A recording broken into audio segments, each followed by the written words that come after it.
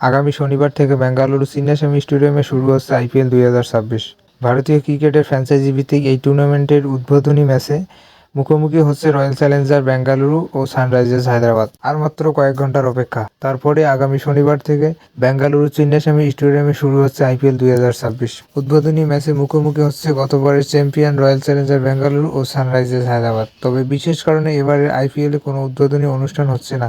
অতীতে Eden garden থেকে ওয়াংখেড়ে স্টেডিয়ামে সিফকে আইপিএলের প্রথম ম্যাচের আগে জমকালো বর্ণাঢ্য উদ্বোধনী অনুষ্ঠান হতে দেখা গিয়েছে, তবে এবার সেটি হবে না। গত বছর প্রথমবার আরসিবি চ্যাম্পিয়ন হওয়ায় উদযাপন দুর্ঘটনায় পদপিষ্ট হয়ে মৃতদের প্রতি শ্রদ্ধা জানাতে বাতিল করা হলো আইপিএলের এই অনুষ্ঠান। বিসিসিআই জানিয়েছেন, গতবারে বেঙ্গালুরুতে 4 জনের মর্মান্তিক দুর্ঘটনার কথা মাথায় রেখে এবারে আইপিএলের উদ্বোধনী অনুষ্ঠান বন্ধ করা হয়েছে। গত 4 জুন বিরাট কোহলির আরসিবির জয়ের উদযাপনের সময় স্টেডিয়ামের বাইরে হুড়োহুড়িতে ভয়াবহ পদপিষ্টের ঘটনা ঘটে। এতে 11 জনের মৃত্যু হয়, জখম হন বহু। তবে অন্য ফ্র্যাঞ্চাইজিরা তাদের প্রথম হোম ম্যাচে কোনোরকম উদ্বোধনী অনুষ্ঠান করবে কিনা তা জানা যায়নি। কলকাতার ইডেন গার্ডেন্সে এবারের আইপিএলের শনিবার বেঙ্গালুরু চিন্নাস্বামীতে উদ্বোধনী ম্যাচের দিন বিশেষভাবে মৃতদের স্মরণ করা হবে।